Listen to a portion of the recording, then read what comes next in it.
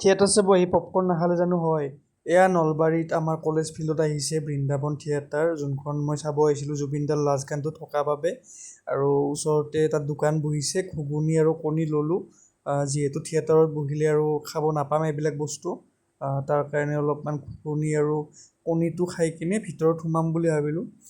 এয়া মানে মানুহবিলাক অহা নাই কাৰণে বৃন্দাবনৰ যোনখন মানে ফিল্ডত মানে আয়োজন কৰিছে, তাত মানে অলপ ফুটবল এটা পালোঁ। তো এনেকৈ খেলি থাকোঁতে খেলি থকাৰ মাজতে লগ এটা পালোঁ, যোনে মোৰ লগত আহিলে। সিও অলপমান ফুটবল খেলিলে।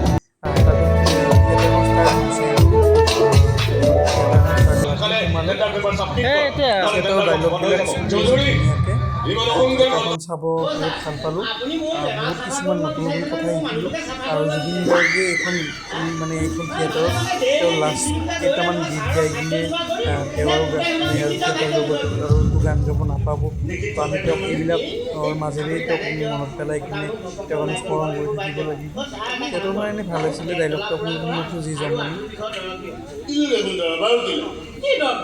পানী খাবলৈ দিয়া নাই, দৈনিক পানীৰ ধৰণে তোমাৰ এই তুলীয়া খাই একেবাৰে ঋতিক ৰোশনৰ নিচিনা কৰি পেলাম।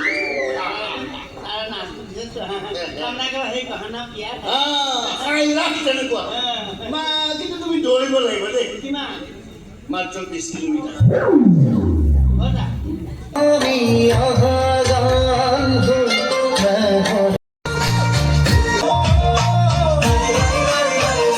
থিয়েটাৰৰ মাজতে চাব পাৰে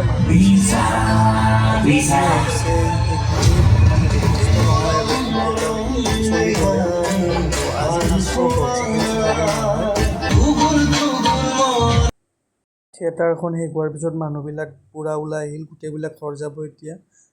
বৃন্দাবন থিয়েটাৰ আছিলে, তো নলবাৰীৰ বাসিন্দাসকল চাব আহিব। কালিও হ'ব শ্ব'টো, মানে আৰম্ভ হৈছে মাত্ৰ, আজি ফাৰ্ষ্ট নিশা আছিলে। ময়ো ওলাই আহিলোঁ, ভোকো লাগিছে আৰু কেম্বাও লাগিছে। তো বাই বাই।